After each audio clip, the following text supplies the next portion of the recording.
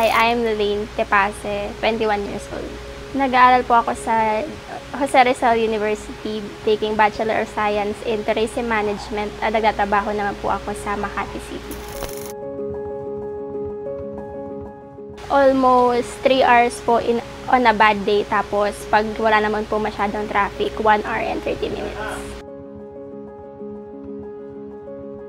Meron po akong tatlong challenges na na-encounter pag nagko-commute. First is pag yung peak na po yung oras, siksikan na po yung jeep. Tapos yung sobrang init po ng panahon, siksikan na. Kaya mahirap na rin pong mag-commute. And yung third po is kapag naghihintay pong mapuno yung jeep or yung bus, yan, masyado pong natatagalan kasi inaabot ng 2 hours. Ang ginagastos ko po sa biyahe araw-araw, almost 200 po. At sa isang buwan, inaabot ako ng 4,000. Ang oras lang po ng pahinga ko ay maabot lang ng 2 oras. Kasi pag uwi ko po galing work, minsan tinatapos ko pa rin po yung ibang school works ko. So, 2 oras na lang po yung natitira ko sa pahinga. So, minsan gigising po ako ng 7:30 AM para maghanda papasok sa school, tapos magko-commute po ako. Ang hinahanda ko pong oras sa pagko-commute ay 2 oras from Pasig to JRU. Tapos after po ng class ko sa JRU, nag-aalat din po ako ng 2 hours na travel time from JRU to Makati City. Tapos ayun po, work. After po ng work, pagbalik ko, gagawa po ako ng school works ko. Minsan naglalaba ako ng uniform bago ako magpahinga. Madalas po nangyayari yung pagiging late, lalo na po kasi pag pagod tapos maikli lang po yung pahinga ko. Minsan napapahaba po yung tulog, kaya nagiging late po ako sa school and sa work din ko. Sa jeep po, katatapos lang po nung event namin sa school, tapos nag-intay po kami ng 2 hours, pero hindi po kami nakasakay. So, stay po muna kami sa bahay ng kaklase ko sa May San Juan at nagpalipas po kami, inabot po kami ng 10 PM. Tapos sa 10 PM, doon na lang po kami nakasakay pabalik ng Pasig. So from San Juan to JRU, parang inabot lang po kami ng 30 minutes kung wala pong traffic. Tapos sa hirap po ng commute minsan at sa traffic, gumagamit na rin po ako ng mga apps or yung habal po kapag sobrang hirap na po nung commute at wala na po talagang masakit. Para sa katulad ko pong working student, tapos nagko-commute din po, ang gusto ko lang pong mangyari is mas maayos po yung transportation system, mas magkaroon po ng tamang babaan, kasi minsan din po nagkakos ng traffic, yung nagbaba na lang po sa gitna, tapos mas kagaya po sa JRU na sobrang nagsisiksikan po kapag peak na yung oras. Sana magkaroon po ng tamang estasyon ng jeep para hindi po masyadong nagkakagulo. Maraming salamat po sa Spice Boys kasi kahit papaano nabigyan po nila ako ng konting tulong para po magamit ko sa aking pagka-commute araw-araw. Tapos binigyan rin po nila ako ng maliit na electric fan na makakatulong rin po lalo na ngayon sa mainit na panahon. Okay, magandang gabi po sa inyo lahat. Napaka-interesante nitong pag-uusapan natin ngayong gabi. Kasi, growing up, ito talaga yung malaking problema eh. Nakita ko yung panahon na hindi masyadong kalala ang traffic, organisado yung kalye, and nakita ko rin yung paglala. Grabe na talaga yung biyahe. In fact, sa ngayon, talagang napakalala ng pagbiyahe natin sa Metro Manila. But anyway, pag-usapan natin to. Actually, nagulat ako sa guest natin ngayong gabi. Pagkakita ko sa kanya, hindi ko akalain na ganun pala siya kabata. But let me welcome Ira Cruz, the Director of Alt Mobility PH, that itong commuter advocate and also he served before in Pasig, no? That's right. Na para tulungan yung commuting setup, yung transportation setup ng Pasig. So, Ira, please, magandang gabi sa'yo. Ay, thank you, sir. Thank you for inviting Alt Mobility to be in your program. Ang laking opportunity to talk about yung mga problema na hinaharap ng mga Pilipino ngayon. Yes. Well, before we start, Ira, ano yung Alt Mobility? If you can just explain it to our viewing public. Yung Alt Mobility, sir, is a volunteer mobility advocacy group na tinatag sometime 2018, 2019. Okay.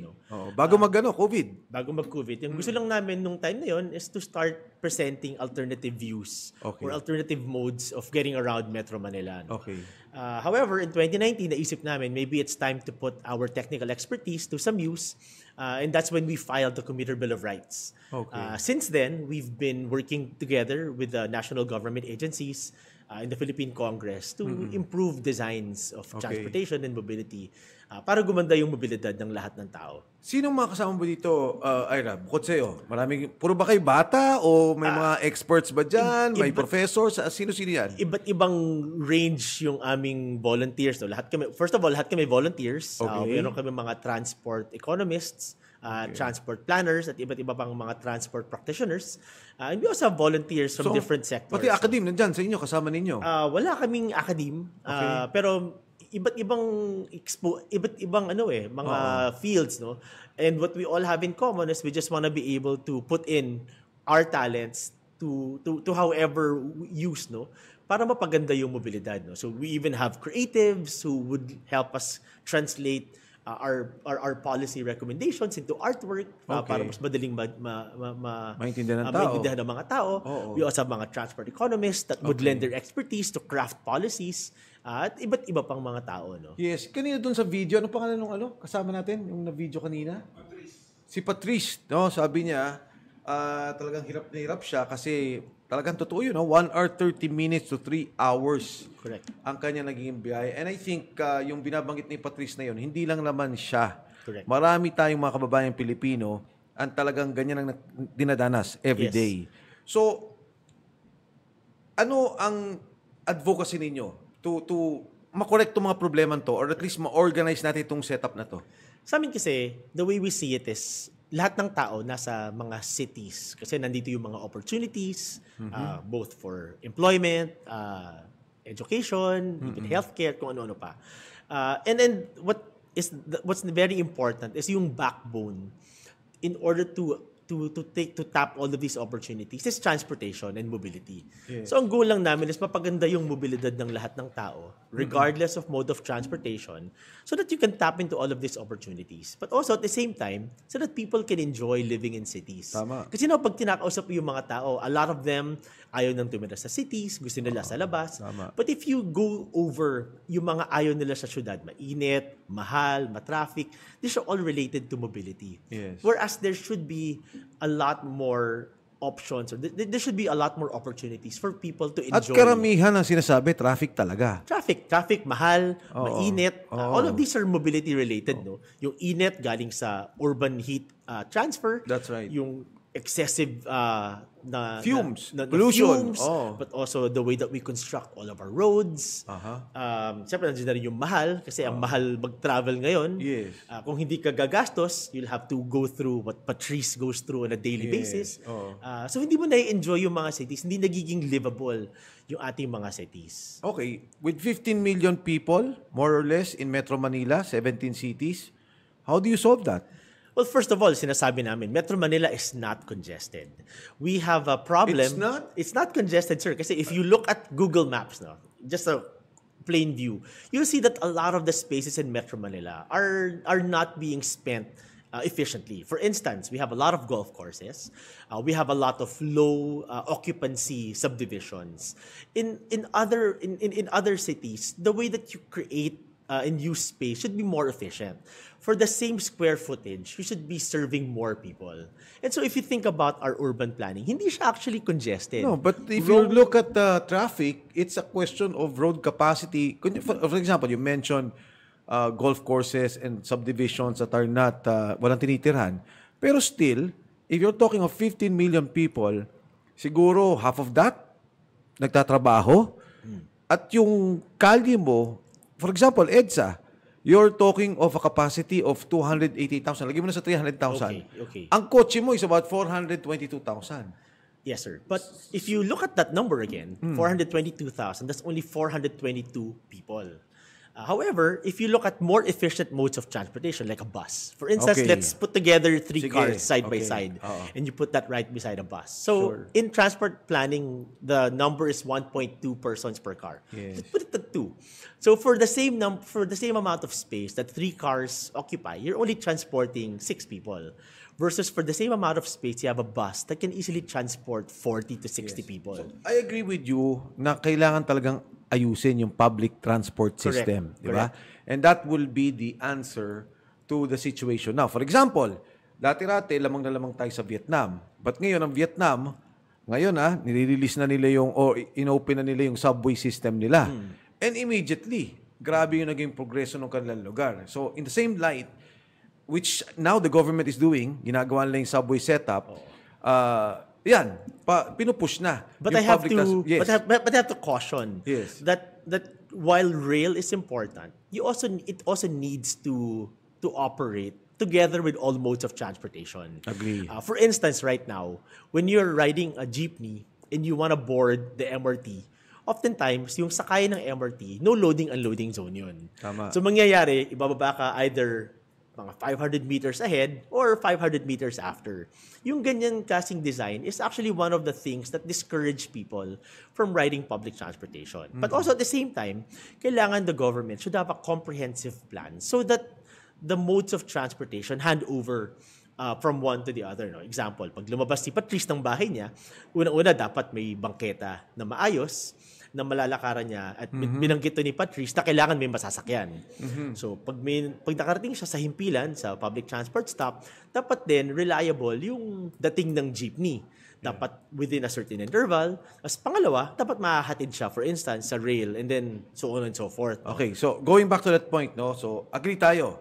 Public transport system should be in place. Correct. Whether it's organized or not, at this stage, okay. For me, okay lang. Ang kailangan ayusin na muna. Kasi there's none. Yes. Anyway, the only existing one is MRT. Yes. Wala tayong subway system. Wala tayong, MRT is there, but the train system, for example, sa South, nandiyan na yung Philippine National Railways coming from Caloocan to San Pedro Laguna, pero hindi gumagana. Di ba? So, the public transport system should be in place. Ngayon, may tanong ako. And ito, observation ko to, nung bata pa ako, nung merong MMTC, Metro Manila Transportation Corporation, I think bus. The bus system. Yes. Yun, government-owned, Okay. government-operated. Pero nung araw, pag sinabing alas 5 hinto yung bus, aalis siya. Whether may sakay siya, hindi, aalis siya. Yes. In 15 minutes, may nakasunod na bus, sasakay siya, aalis siya. Correct. Organized. Bus stop, doon sila uminto. Correct. So, yan yung isang kailangan natin gawin sa bus system natin. Actually, sir, if you go over yung sa story ni Patrice, no, una sinasabi niya supply. Yung una niyang kwenta, supply issue yun kasi minsan wala siyang masasakyan. Wala siyang masakyan. Pangalawa, sinasabi niya, kailangan siyang maghintay. And that happened to me before. Kapag bumababa ako ng MRT, tapos papuntang UP, at lilipat ako sa Centris sa likod, where the terminal is, dalawa lang yan. Pag dumating ako doon, napuno na yung jeep, swerte ko kasi aalis na siya. Tama. Pero pag dumating ako doon, na ako yung pinakaunang pasahero, late na ako sa pasok ko. Tama. And that's related to what you're describing. Yes. Na dapat mawala yung terminal system. Dapat continuous yung takbo. Okay. ng jeepneys. Anong solusyon doon? As a matter of policy. That's where you have to put in place yung tamang implementation ng service contracting. Whereas the jeepneys are supposed to be compensated based on level of service rather than punuan. Kasi sir, nangyayari ngayon, may boundary system, di ba? Yeah, but if you do that, pagka sumakay kayo, 5 lang kayo, tatakbo na siya, babayaran niyo yung buong pamasahe. Hindi dapat. Dapat din papasok ngayon yung service contracting where the government will pay the jeepney drivers a certain amount pero based on level of service and not on number of passengers. Hindi siya libre, sir. But how do you execute that? How do you do that? So right now, may budget na yung government for service contracting. Yeah, but for example, sumakay ako sa jeep mo. Yes. 5 lang kami. Tumakbo ka na. How do you reimburse that from the government? Ano yung system to set it up? Yung mechanism doon is that tataya talaga yung gobyerno, whereas the government will really have to put out funds to subsidize. I agree that. with you, Ira, 100%. Yes. Yung akin lang execution, you're talking of what? How many jeepney drivers? Hundreds of thousands siguro, no? How do you create the system na, tumakbo ko, alas 5, ito lang pasahero ko, so reimburse ko to. Next passenger jeepney, puno ako, so wala akong reimbursement. So, how do you execute the implementation? You really have to create yung fleet management system and yung dispatch system where it monitors the movement of the. We're seeing this now in a way dun sa EDSA busway, no? Kapag natakbo lang siya ng takbo, no? Regardless of puno ba yung pasahero or not. So you need Pero ang problema mo dyan, government is spending for that. which is okay. Because I think the government should really spend for it. Because in other countries naman, public transportation is really subsidized by the government. Yeah, I agree. Pero ito kasi, ang nangyayari dito, parang di ba, nasa private transport system ka, tapos sinusubsidize mo ang isang operator for profit, with profit. Correct. And hindi mo na alam kung ano yung totoo na doon sa nangyayari. For example, nagdagay akong 1 billion, takbo lang kayo ng takbo, paano yung collection? Sino nagbabayad? So, subsidize na totally yun. And that is unsustainable for the government. I think there's really, well, first of all, the public will still pay. No? Meron pa rin siyang bayad. Hindi siya libreng sakay. And I think that's one of the problems. Kasi when government has, in recent past, when they talk of service contracting, ang iniisip nila libreng sakay. So, hindi siya nagiging sustainable. Kasi dinideplete mo lang yung budget Which is why whenever they announce libreng sakay, sinasabi nila hanggang December 31 lang yan kasi alam nila yung budget. But in the properly executed service contracting, magbabayad pa rin yung pasahero ng bayad, no? Yes. And that difference between yung variance nung kailangan kitain nung jeepney driver at yung kayang bayaran, yun yung pupunan ng gobyerno. Now, ito, Ira, idea ko lang to, and this has been advocacy of mine years ago. Sinasabi ko dati, nung nagkaroon ng government operations noon, nung nagpalit ng government, nagkaroon ng EDSA Revolution, they started looking into the corporations. Ang daming corruption. Bumibili ng mga spare parts na hindi kailangan, bumibili ng ganito. Make the long story short, nasara yung corporation. Okay. The Metro Manila Transport Corporation. Sinabi ko noon, lahat ng, tama we are the only country na privatize ang transport system in a highly urbanized city. Only 2, London and Metro Manila. So sabi ko, dapat sana, we get all the franchises. Well, number 1, we need emergency powers. Kasi nabigyan mo na yung prangkisa ng mga bus Magkakademandaan na kayo. You allow them, sabi mo, sige, magprangkisa kayo. And then, magkaroon ng consortium with the government. 50-50, 51-49. Government, maglalagay ng pera, aayusin lahat ng bus, isa lang ang kulay, ang drivers, ito isang point na I think it has to be really looked into, tanggalin yung boundary system. That's correct. Di ba? I agree. Oh, thank you. Correct. So maganda, di ba? So sabi ko, whether swelduan yung driver, whether may pasahero wala, dito siya hinto, pagdating niya, may papalit naman after 10 minutes. That's correct. Pag rush hour, Do you increase the supply? increase the supply. Correct. Every 2 minutes, takbo yan takbo. Correct. At the end of the day, kung ano yung kikitain, hatian. Correct. Kung may kailangan na subsidy, government will come in. That's correct. But the management, Ira, ang stand ko is private.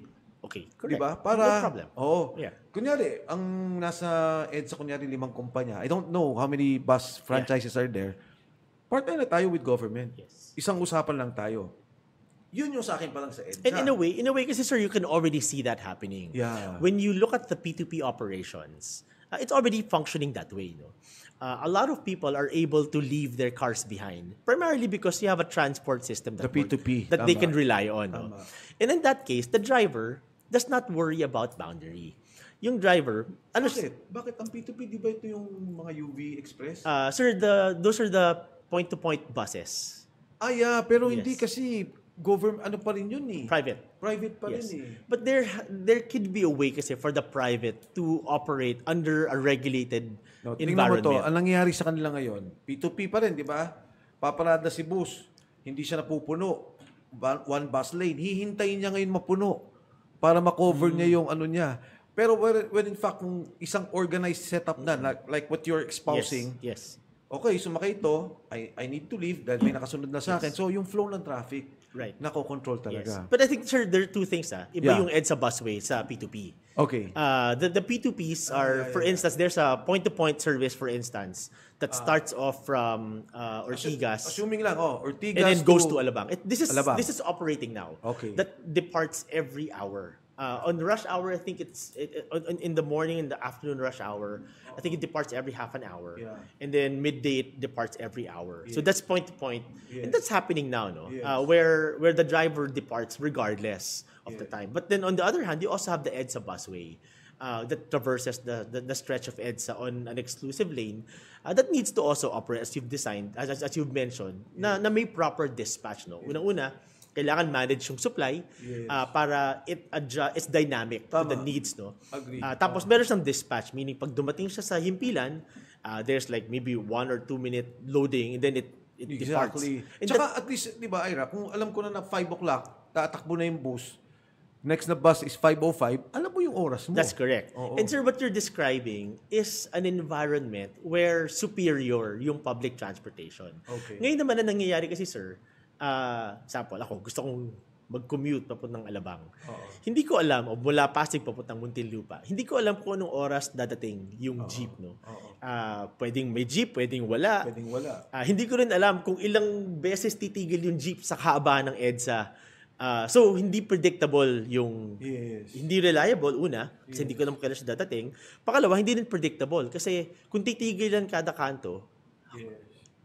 gaya na describe ni Patrice, Yeah. pwedeng abutin ng 1 hour and a half. So, Ira, i-describe to you yung system na binabanggit ko on the buses. Yes. Can it be done also with the jeepneys? The same can be- Swelduhan, correct. tapos ganunan, ayusan. Correct. Isa tayong korporasyon That's with government at stake. Kung That's lugi, correct. sige, abono ko. Pero pagkita, may share si government. Correct. Oo. So kaya napakahalaga nung tinatawag na LPTRP, yung Local Public Transportation Route Plan. Okay. That's a component of the PUVMP. Yes. Kasi dapat ngayon, Ano yung PUB? the PUV Modernization Program. Okay, okay. Ito yung pagsasaayos ng ating public transportation, ano. Okay. Under the PUVMP, yung PUV Modernization Program, pinapasa ng DOTR yung pagsasagawa ng transport planning sa local government units. The whole point is that at the end of that, whether it's wrong or not. Napaisip ako bigla. Actually, that's another topic altogether kasi Yeah. walang kakayanan, walang capacity yung local governments Hindi, to tsaka do ko, that. Ira, ang take ko dun sa issue na yun is, if I'm handling Metro Manila, I cannot just say, ikaw, ibang kingdom ka, ikaw, ibang kingdom ka. Dapat nakikita ko yung buo, di ba? That's correct. Although in the case of Metro Manila, ito ay ginagawa with the exemption of Metro Manila, DOTR yung gagawa ng Metro Manila. But outside of Metro Manila, kanya-kanya yung mga local government. Same argument But ako. the same argument Oo. dapat sa regional basis. Oo. But be that as it may, Sige. at the end of the day, magsasabit lahat ng LGUs ng kanilang LPTRP, yung kanilang Local Transport Route Plan. Isasaayos ngayon ng gobyerno into what they call a route rationalization to achieve two things. Outside of Metro Manila. Yes, to achieve, well, at the end of the day, magsasabit lahat ng LPTRP yan eh. So, route rationalization across the entire country. No, what I'm saying is, yung Metro Manila, isang buo. Correct. Yung Isang sa buo labas, siya. kanya-kanya. Yes, to Okay. be consolidated into a route Okay. plan. So, iba pa, yung argument mo, whether it's correct or not, iba pa yon. Pero Yes. at least, sila mismo may route plan. Correct. Okay. Ngayon, mag-route rationalization ngayon yan. Okay. To make sure that, number one, yung mga ruta, hindi multiple operators ang nandun. Okay. And number two, to make sure na lahat ng areas masisilbihan. Kasi nangyayari ngayon, may mga liblib na lugar na walang biyahe. Di ba? So, yun yung dalawang objectives noon. Ngayon, kapag nagawa mo na yung route rationalization na yan, tsaka dapat magko-consolidate yung mga jeepneys under those routes. Okay. However, in reality kasi, ang nangyari, binaliktad ng gobyerno. Yung deadline ng April 30, pinag-consolidate muna lahat. Pero hindi pa tapos yung route rationalization. What do you mean pinag-consolidate mo na lahat?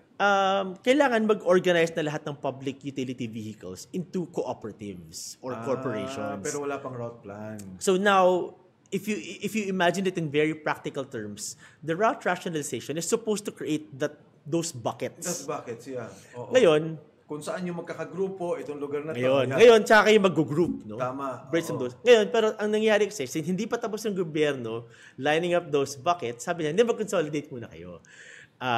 Yun yung problema actually with the initial Saka baka implementation. medyo gumulo. At the end of the day, nangyayari kasi ngayon, una, pwedeng magkaroon ng reconsolidation down the line. Kasi kung sasabihin ng gobyerno, tama. ito yung mga buckets ngayon. Pero sabihin nila, ay, teka lang, isa na lang pala kayo.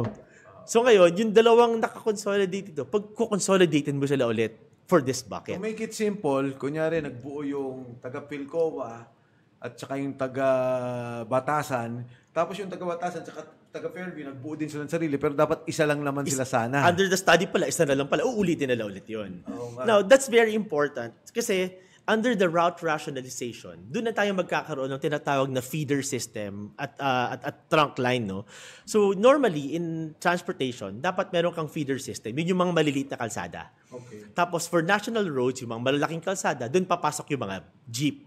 So, there has to be a handover from one mode to another. Meaning, palaki siya ng palaki. Okay. Una, maglalakad ka, tapos jeepney, tapos bus, and then we go rail. Tapos, papalit siya ulit. Yun yung dapat Pensa ba, isaayos tricycle pa muna, tricycle, dapat may jeepney. tricycle pa. Teka, Ira, isa sa mga controversial na issues ngayon, yung bicycle lane sa EDSA. Yes, Okay? yes. Iba-iba ang ano dyan, ha?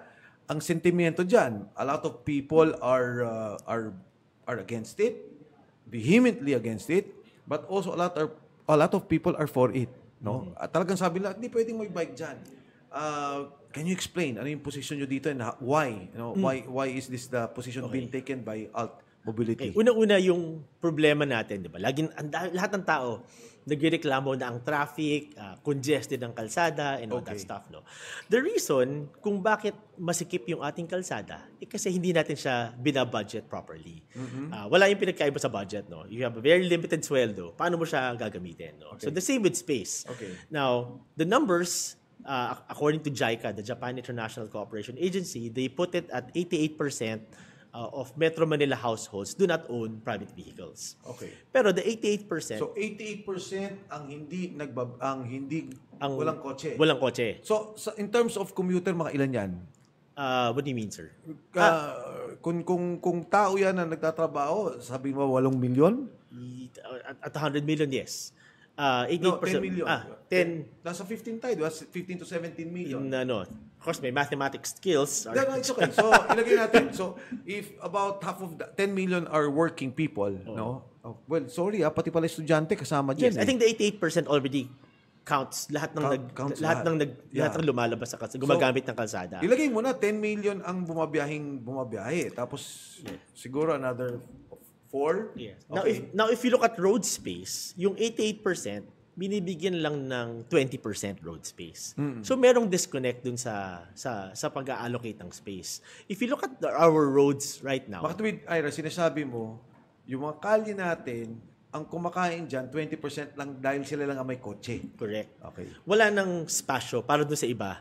So anong nangyayari dito? Napopromote yung paggamit o yung pagdepende sa kotse, whether Okay. you own it or you want to TNVS, no. Now, in order for us to improve mobility for all, kailangan magkaroon ng ibang option. Kailangan mailipat mo 'yan sa ibang modes of transportation that are more efficient. Okay. Una, nag-agree muna tayo, public mass transportation, bottom line. Kailangan gawin yan. That's correct. It will take time. Okay. Yes. Now, So ngayon, kailangan mo masabi ngayon sa mga nagkokotse na parang, okay, you have the option now to leave your car. And in some discussions, a lot of them are willing to leave their cars. Problema, hindi realistic. Example, I wanna bring my example, yung mga mothers na may anak. Diba? Gusto nilang ihatid sa eskwelahan yung kanilang anak. If you ask them, they would much rather take public transportation. Pero hindi realistic kasi paano ka makakarating sa eskwelahan?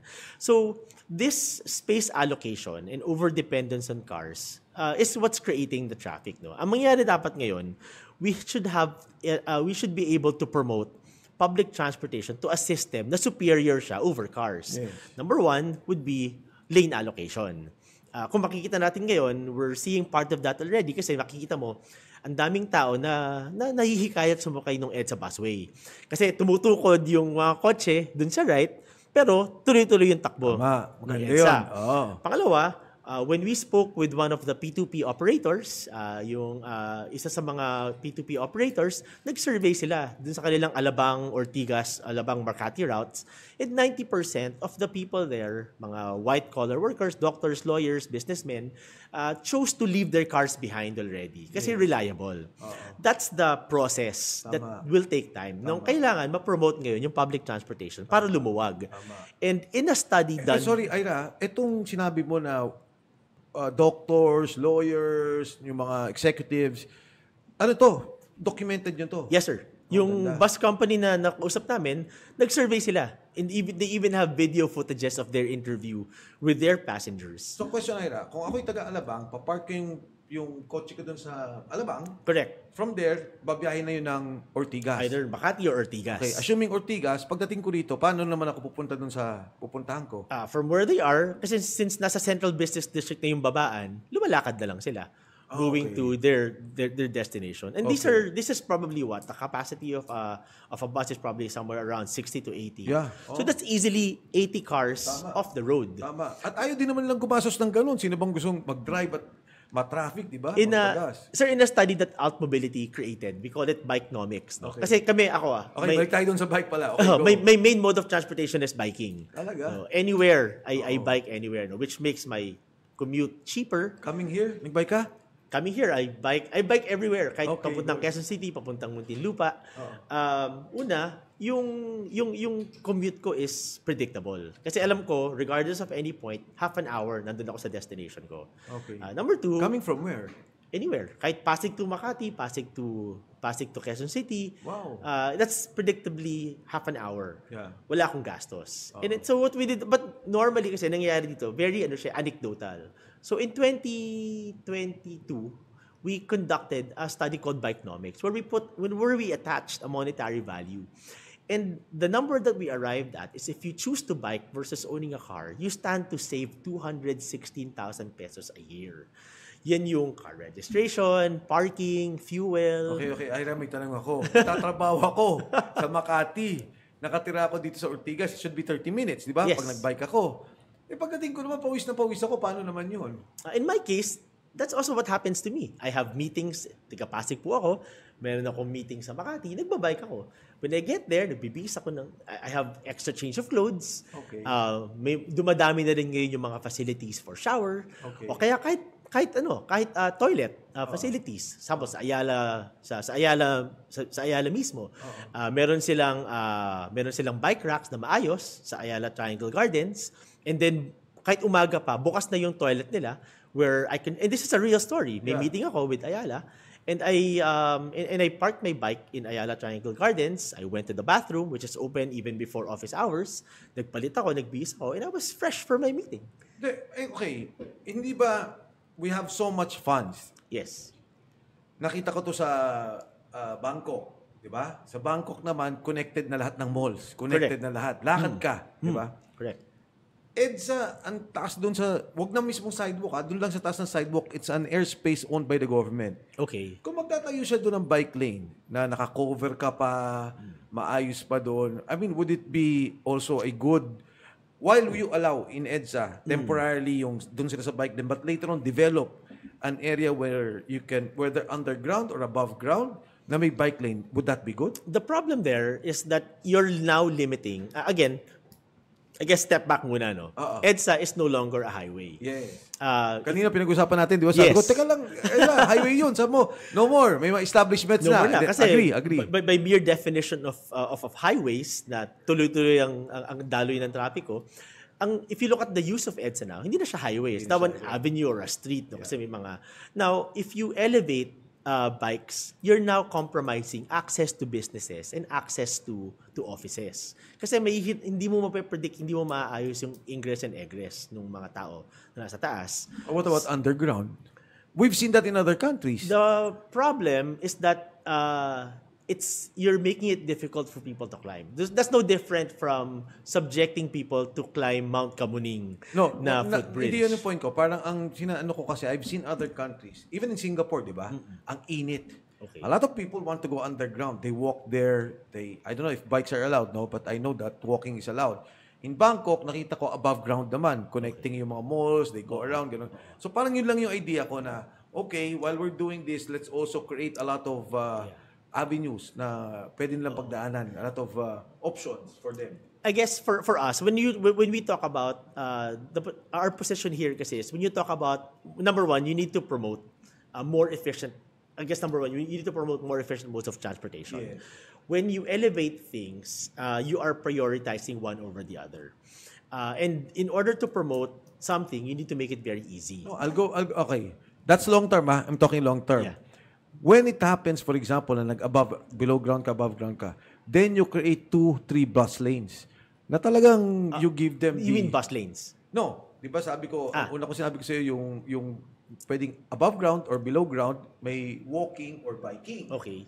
But temporarily, okay, sige, sa EDSA muna yung mga bike lanes. When you have now the bikes and yung walking somewhere, then you create now 2-3 bus lanes in EDSA. So, not to create more pirate vehicles, I still agree with you na public transport pa rin. Pero ako kasi, pagbabikin mo sa EDSA, parang ang init. Pero kung meron akong cover, meron akong ganyan, I mean, Actually, in reality, so I've been thinking about this a lot. Actually, when we bike, the sweat comes from being right next to vehicles more than the biking activity itself. Our sweating actually comes from having to stop beside a vehicle na mainit or a motorcycle that's right in front of us. So it's not really a deterrent for us to bike because of the temperature. And in kasi fact, biker ka kasi, but for people, you want to encourage people, di ba? yes. Oh. In fact, and there are people who are willing. So in a survey done to people that don't bike, we asked a question: what are the sige. top 3 reasons why you don't bike? Or another way, what are the top 3 reasons that will help you to bike? And that's safety, security, and network. So nowhere in the top 3 reasons is the weather. It's really, they want to be, number 1, network. Kailangan merong network of protected bike infrastructure. Number 2, kailangan yung infrastructure na yon ay protected from motorists. And number 3, kasiguraduhan na hindi sila mananakawan. Okay. So it's in none of the top 3 Safe, reasons. hindi sila mananakawan, at saka yung Safe, secure, and network. network. Kumbaga kung nag-bike ako dito, may access din ako dito, hindi yung pagdating ko rito. Biglang ang hirap bike na lane mag-bike. ends here. Kasi nangyayari ganyan eh. Bike lane ends here. Now, that was seen during our time in Pasig when we constructed several protected bike lanes, and at the same time we created free bike share service. A lot of people were sending us testimonials that because of the combination of the bike access and security, a lot of them were encouraged to bike. I don't get me wrong, I think a lot of people are all for that. Ang ayaw lang nila sa highways. For example, Commonwealth, or let's say Katipunan, or I mean, they would tolerate na talagang, sige, may bike, pero yung hinarangan mo pa, kumain din dun sa kalye, yun din ang argument nila, di ba? Kumakain Of sa kalye. the cars. Of the cars. Oo. But there goes the rub. Kasi that's only 12% versus 88% of people that are in motor vehicles. In fact, when I go to Congress for hearings, I would bike in Commonwealth. Okay, ang tingin mo, Ira, walang point na magkaroon ng iba pang access sa EDSA?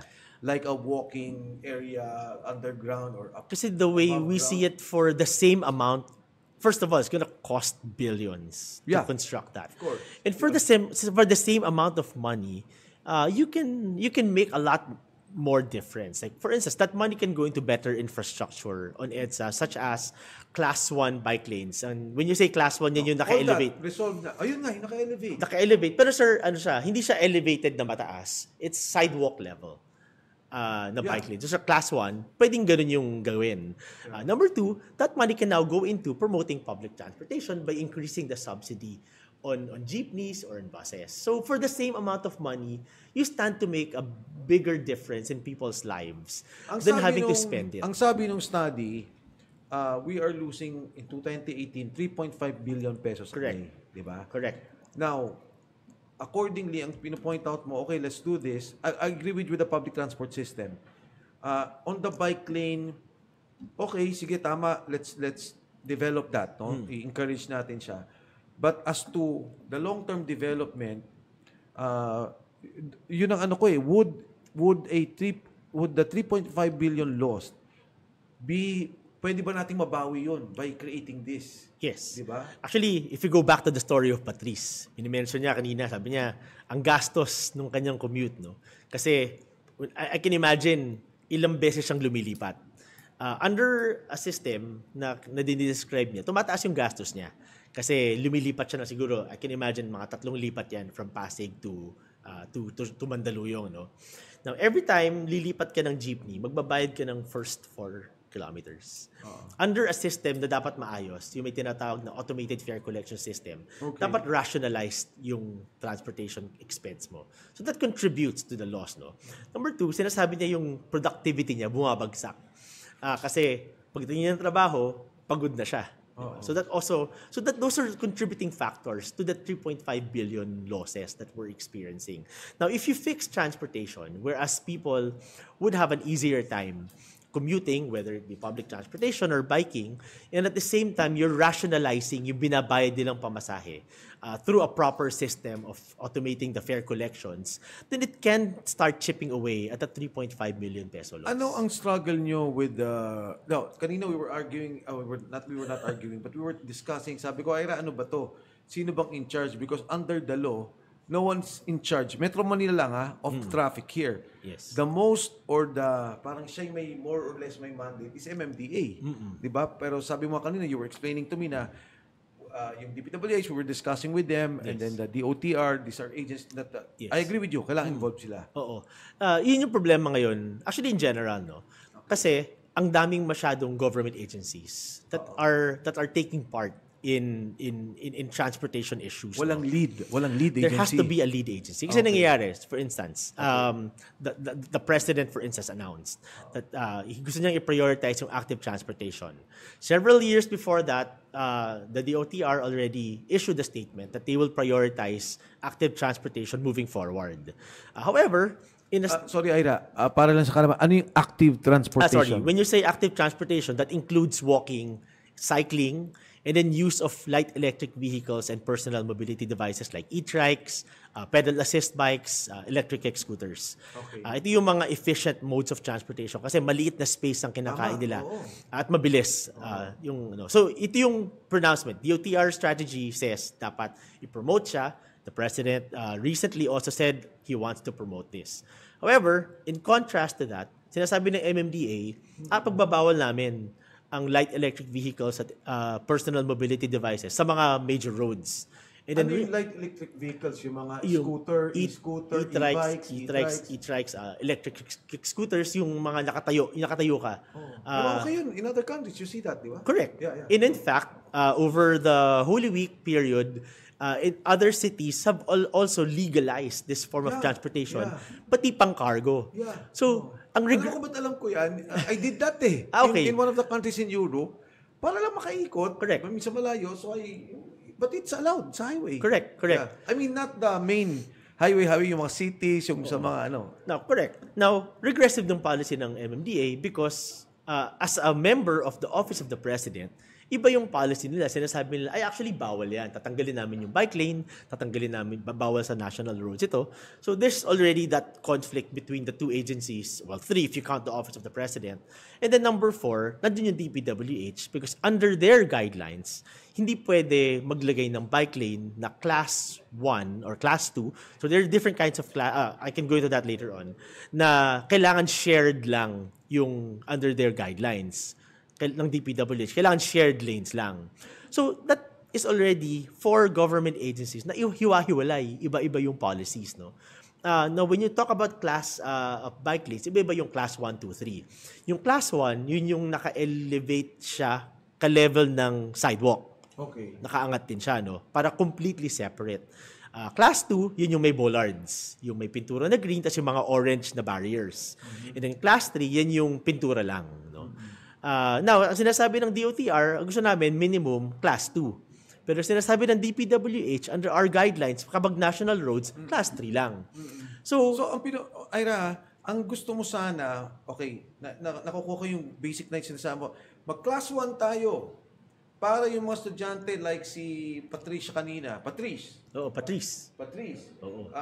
Pwede siyang mag-bike, pwede siyang mag-scooter, pwede siyang mag-e-bike, pwede siyang Correct. So ngayon, alam na niya na hindi na siya 3 oras. Correct. At any given point, papasok siya sa JRU, 30 minutes, punta siya na Makati, 30 minutes, uwi siya 30 minutes. Correct. That's Na correct. hindi na siya naghihintay 10 p.m. Now, Correct. let's encourage everyone Na sige na, pwede bang pagsama-samahin yun? Yung e-bike, e-scooter, Yes. bike, pwede Yes, isang pwede grupo yun. In the city of Pasig and Quezon City, pwede yan. Pwede yan. Correct. Yung mga motorcycle, hiwalay pa rin. High speed kasi yun, sir. High speed. Dapat hiwalay. Tsaka medyo, ano yun Mabilis. mabilis at heavy. Correct, diba? correct. So, itong mga to, i-encourage na natin sila na sige na. So, kunyari, kung executive ka, naka-e-trike ka, hindi ka masyadong pawis o hindi ka pagod, di ba?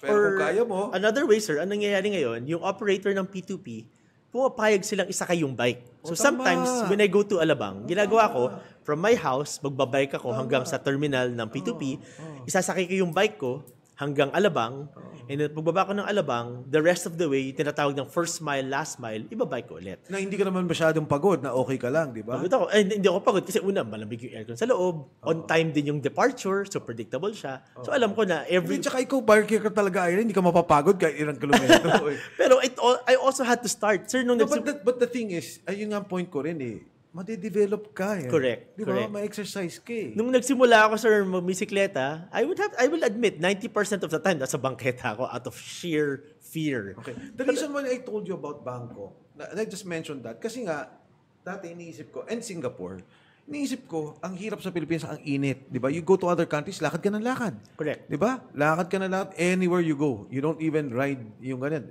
2 kilometers, 5 kilometers, yung mga 5, mga 2, 3, lalakarin mo yan. Sa Pilipinas, ang init. Pero nakita ko rin, sa Bangkok nga, may elevated. Pawis ka rin, pero okay lang. Yes. In Singapore, underground.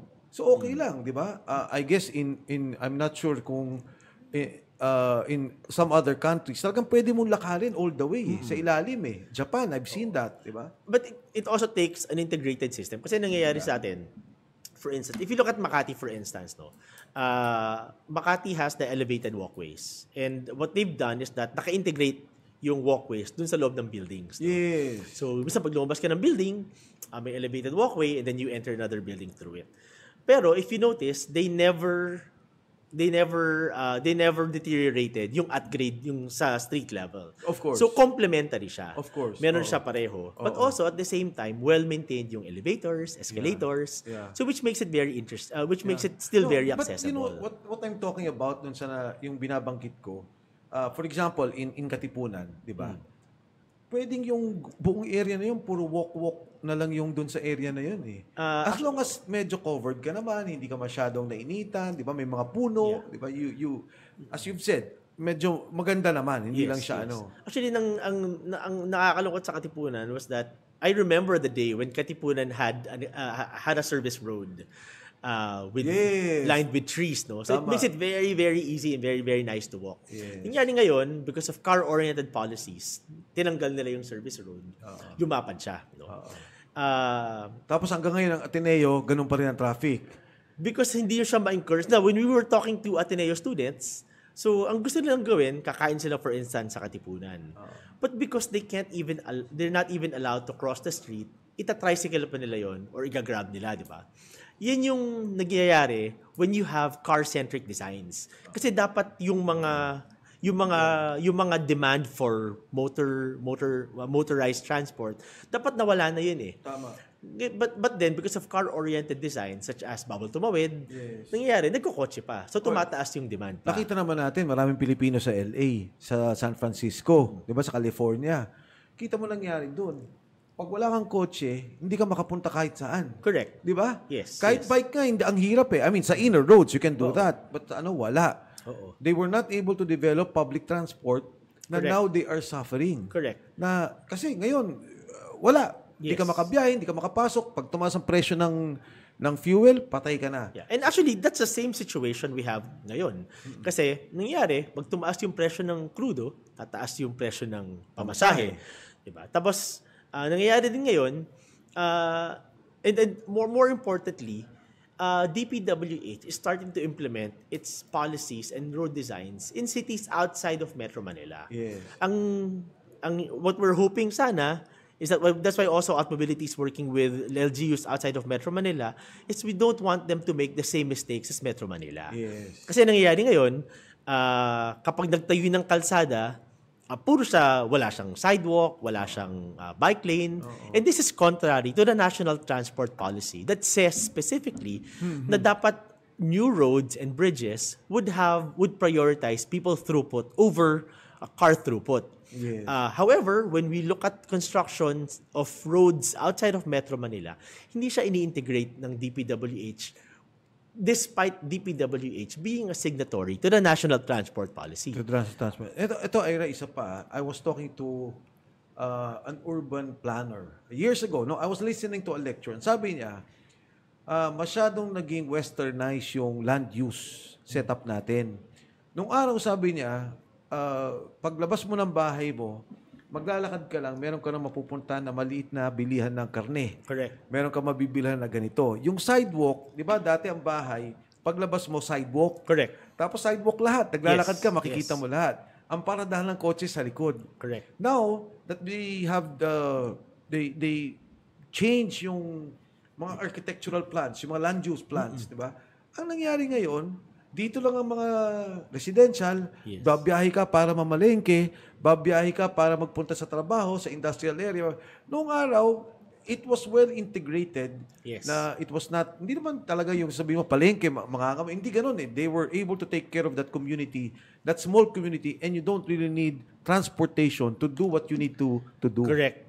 Yun yung nangyayari ngayon. Kasi nga, na-prioritize masyado yung paggagawa ng kalsada. No? Oo. So, unang-una, yung zoning is a problem. No? Kasi sometimes, masyadong mahigpit yung zoning na residential, purely, tapos commercial. Oo. Now, when you have a zoning policy na sobrang magkahiwalay yung dalawang yun, Tama. you're triggering a motorized Agree. transfer. No? Agree. Whereas if you create a like a Yes. mixed zoning, Yes. then schools, for instance, are within, or The malls area. are within Oo. walking or close distance. Yeah. Tapos nagkaroon din nung tinatawag na National Building Code, which sets forth a minimum parking guidelines. No? So that's very harmful because space that could have been used for housing is now required to be parking. So anong nangyayari? Yung housing mo, na mahal siya, kaya nilalayo mo siya sa city. So even if with a mixed-use zoning, you're still requiring people to travel long distances. Yes. Whereas you can live where you work, nauubos yung space with, ito yung babalik tayo dun sa pinag-uusapan natin where city space is not being used efficiently kasi merong minimum parking requirements. I used to recall itong Cubao, itong Manila, no? Maglalakad ka eh. Kakain ka dito, maglalakad ka, bibili ka dito, pupunta ka rito, but you still stay in that area. Correct. Tapos maganda yung harapan, may sidewalk na malaki Yes. where you can just all walk, no? And Correct. ngayon, nawala na yung ganung setup eh.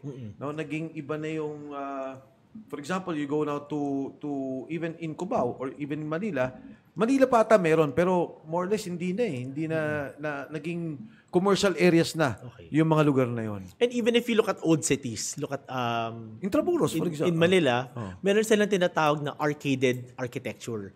Yun yung second floor nasa ibabaw ng sidewalk. Oo, tama. Diba? In Manila, Yun in nga. Marikina, you also have that. Yeah. So what happens is that nagkakaroon ng natural shade yung mga sidewalk. So Yeah. these are designs, no? Yeah. That allow that promote walkability. So even in a tropical country like ours, trees, architectural design can also support kung paano ma-encourage yung paglalakad, no? Yes. And yun yung nangyayari ngayon kasi minsan may mga cities na pinagbabawal yung tinatawag na arcaded na construction, so nawawala ng shade.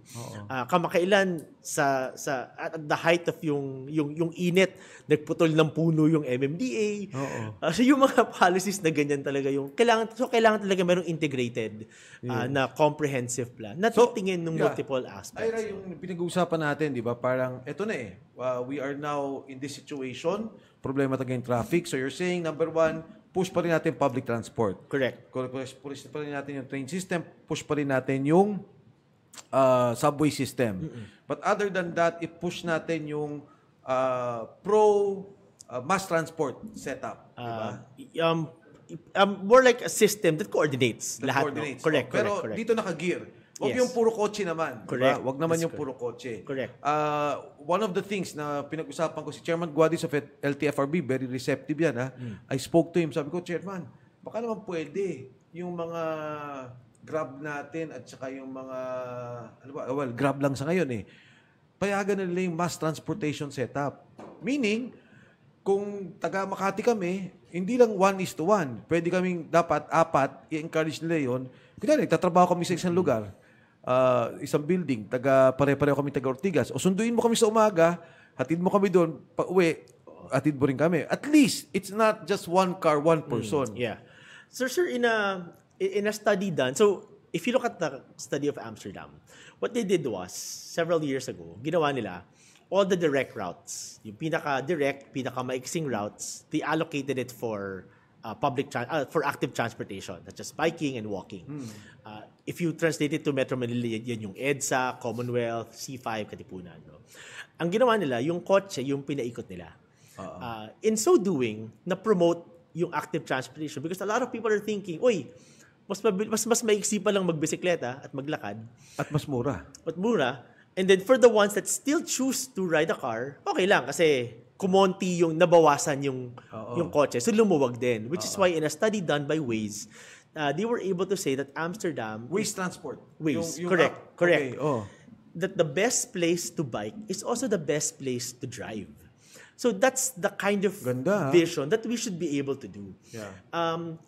Sure, maybe at the beginning, magpa-pile up yung mga motor vehicles kasi babawasan mo sila ng lane. But as they start seeing other modes of transportation like buses or it's a busway or jeep being a better mode of transportation, lilipat sila doon sa mode of transportation na yon. And in so doing, yung mga matitirang gagamit ng kotse, luluwag din yung But kanilang... Ira, before you do that, yung pinag-usapan natin muna sa transport, yung consortium, i-organize mo yung bus. Kasi if it remains this way, hindi na pa rin diba, magagalit lang sa gobyerno yun, magkakarevolusyon lang tayo. That's why, dapat at this point pa lang, meron ng comprehensive plan. Yeah. And that's what we're looking for from the comprehensive government. plan that will be presented to all stakeholders and will be presented to the public. Correct. Magkaintindihan tayo. Kunyari, nagre-reklamo ka, gusto mo Ira, 2 lanes, Ira, 1 lane muna. Correct. Ito muna, pagbigyan mo kami, ayusin natin itong dahan-dahan as we go along. Ito naman ang direksyon natin. Correct. So, it can be a transition plan. Parang we're saying, look, by the year 2030, we will have X percentage number of reduction in motor vehicles. But at the same time, ginagandahan mo yung kalidad ng public transportation. Because you're right Hindi naman pwedeng basta ipagbawal yung kotse. Wala naman kayo ibang choice. So tama naman yun. But then, right now kasi, what's happening is you have a system where kanya-kanya yung development. No? Hiwalay yung PUVMP program doon sa active transportation. Hindi sila nag-uusap. Even within the OTR, magkakaiba yung units na hindi nagko-coordinate. Which is why when the President called for a comprehensive plan, we welcomed that call. Ngunit kulang. Parang ngayon, naipit lang to a statement. So we were kind of hoping that the President will release an executive order designating na one national government lead agency that would lead all of these things. No? Una, bibigyan siya ng mandate. Malinaw. Ang inaatasan namin, Department of Transportation, and under that vision, everybody has to play nice. Yun yung inaasahan namin na mangyayari dapat ngayon. Ako, I would think, pagdating sa Metro Manila, should be MMDA. Now, not because Secretary Bautista is doing a good job, pero isipin mo, ilang train system ang ginagawa niya ngayon? Ginagawa niya yung North and South Rail, ginagawa niya yung existing rail setup, ginagawa niya yung ports and airports. I mean, there's so many things happening all over the country. Etong si MMDA, at least nakafocus. Dito siya nakatutok. Our problem with MMDA, sir, is that over the years, we've seen MMDA as a car-centric agency. Yeah. Okay. If you go back, several years ago, sila yung nag-implement na bawal ang provincial buses sa EDSA. Sila rin yung nagpatanggal ng entry and exit of bus stations. Yeah. Up until now, they promote yung elevated walkways, na footbridges, na saksakan ng tataas. And then, very recently, they wanted to ban e-trikes, e-bikes, and even bicycles from EDSA. And then, in a statement issued by Chairman Artis in front of media, pinoprotektahan niya yung welfare ng mga car showrooms and mga car showrooms and parking lot on EDSA. What do you mean car showrooms? Yung mga yung mga nagbebenta po ng luxury cars doon sa EDSA. Okay. These are very alarming, these are very concerning focus of MMDA as an agency. May tanong ko sa'yo, Ira.